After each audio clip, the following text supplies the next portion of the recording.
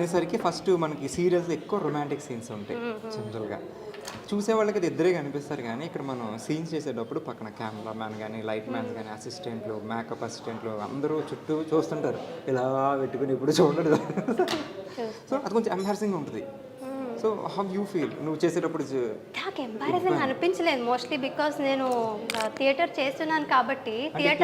Theatre నాటకాలు చేసినప్పుడు definitely we know that people are watching us. Direct ఉంటారు కదా, సో మాకు తెలుసు.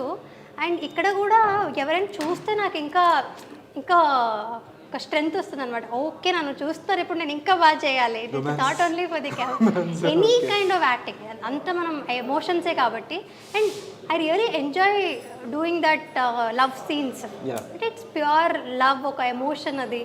అండ్ అది జనాలు ఎంజాయ్ చేస్తారు. అది లైక్ ఎంత బాగా యాక్ట్ చేస్తే ఆ అమ్మాయి అంత బాగా ఇన్వాల్వ్ అయ్యి చూస్తారు. నువ్వు ఇక్కడ ఎంత ఇన్వాల్వ్ అయితే వాళ్ళు అక్కడ ఇన్వాల్వ్ అవుతారు కదా. సో మోస్ట్లీ మీకు తెలిసినట్టే like you and me know how it happens. అంటే అక్కడ కెమెరా ఉంటుంది కాబట్టి we're actually not doing emoting anything to the person that we're in front కదా. కెమెరాకి చూపిస్తున్నాం కానీ మనం ఇంటర్నల్ గా యాక్ట్ చేస్తున్నాం. రియలిస్టిక్ గా చూపిస్తాను అంటే జీవించినా సరే ఆ టైంలో. But it is only for the camera and that's for why the I said acting and so ఇట్లాంటి రొమాంటిక్ సీన్ చూసినప్పుడు నాకు ఇష్టం యాక్చువల్లీ రొమాంటిక్ సీన్స్. సరే మీకు ఇష్టమే, ఆయనకి ఇష్టమే. స్వరూప్కి ఎప్పుడైనా చూసారు ఇద్దరు కలిసి? చూడు, he feel jealous no obviously.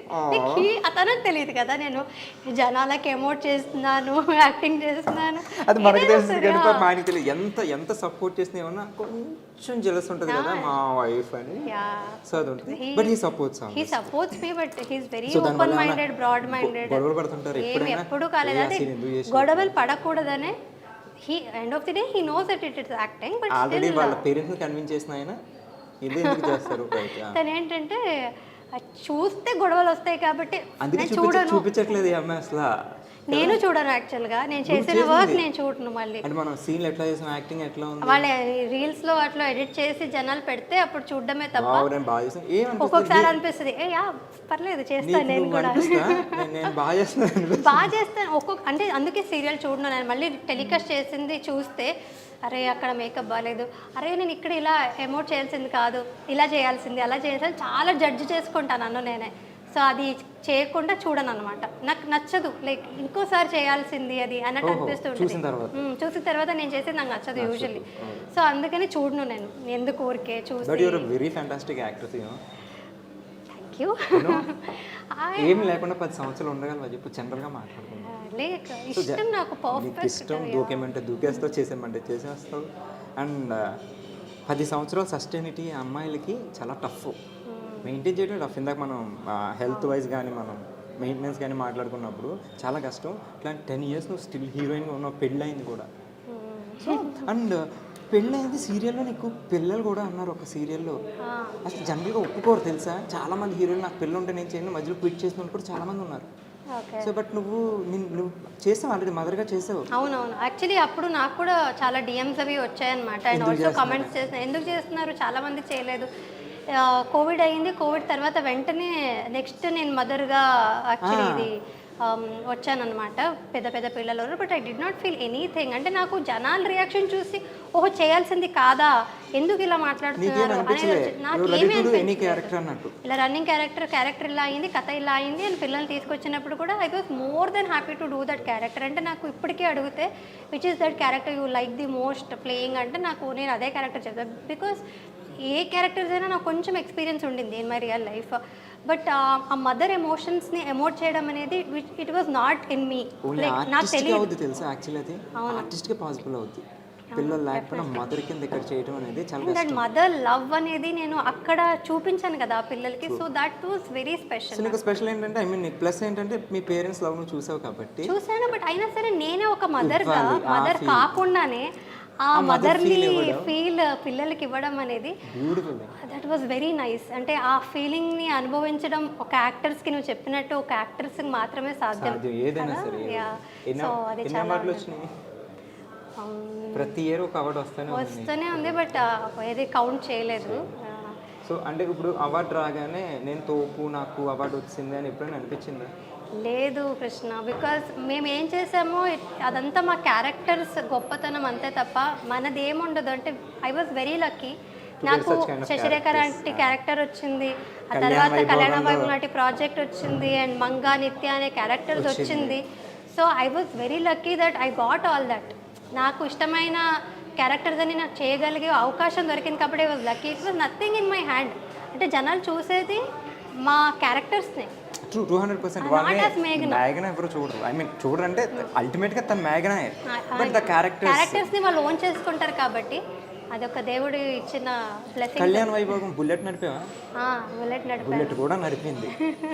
అది స్వరూప్ నేర్పించాడు అనమాట తన బుల్లెట్ లో.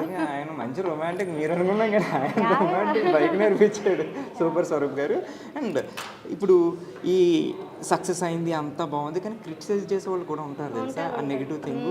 అలా ఎప్పుడైనా నేను క్రిటిసైజ్ చేయడం కానీ డల్ అయిపోవడం?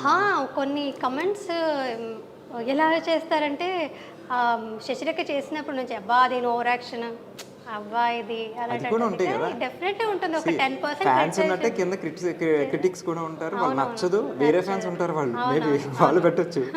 సో అదే తీసుకుంటావు. పాజిటివ్ గా తీసుకోవాలంటే ఓవర్ యాక్షన్ చేస్తున్నా అంటే ఓవర్ యాక్షన్ కనిపిస్తుంది కదా, గుడ్ దట్ నాకు అదే కావాలి. డల్ అయిపోతారు తెలుసా.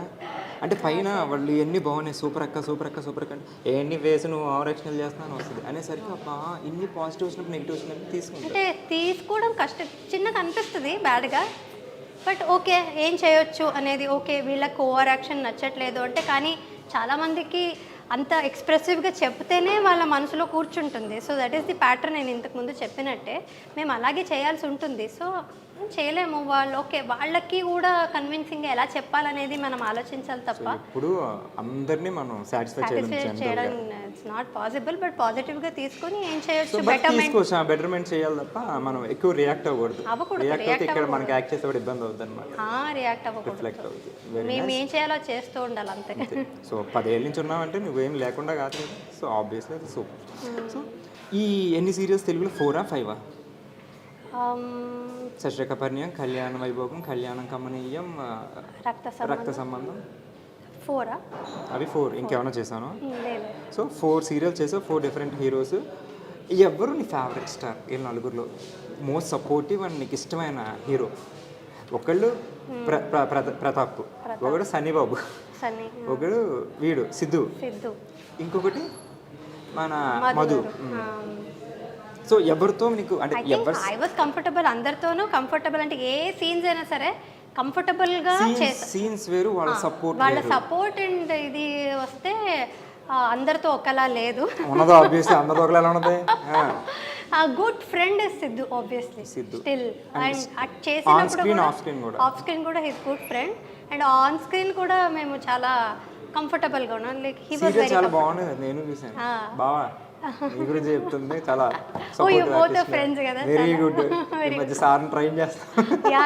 చూసి అదే నేను తనకి కాంప్లిమెంట్ కూడా ఇచ్చారనమాట. బాగా నేను యాక్చువల్లీ నువ్వు ఇప్పుడు ప్రాక్టీస్ చేస్తున్నావు కానీ తనతో, కానీ నేను సిద్ధు కూడా రక్త సంబంధం చేసినప్పుడు మార్నింగ్ వాకింగ్ వెళ్దాం, జాగింగ్ వెళ్దాం అని 2 days చేసాము. ఆ తర్వాత నుంచి ఎప్పుడు చేయలేదు. 15 days జిమ్ కూడా వెళ్ళాము, ఇద్దరు వెళ్ళాము. బట్ ఇద్దరు సేమ్, ఇద్దరు లేజీయే. సో ఇద్దరు కూడా, నేను లేజీ, నన్ను కూడా ఇప్పుడు నువ్వు ఎలా సిద్ధుకు పుష్ చేసి తీసుకువెళ్తున్నావు, స్వరూప్ కానీ రూపా కానీ పుష్ చేసి తీసుకువెళ్ళిందే తప్ప నాకు కూడా ఐఎమ్ వెరీ లేజీ. నన్ను ఎవరైనా పుష్ చేస్తూనే ఉండాలి. అనిపించట్లేదు నువ్వు ఎంత హైపర్ ఉన్నావు. ఓన్లీ వర్కౌట్ విషయంలో, ఓన్లీ ఒక షూటింగ్ విషయంలో మాత్రం డిసిప్లిన్ మెయింటైన్ చేస్తాం, టైమింగ్ కరెక్ట్ గా ఉంటాను తప్ప మిగతా అన్ని విషయాల్లో పంక్చువాలిటీ ఉంటుంది. కానీ ప్రెజెంట్ ఉన్న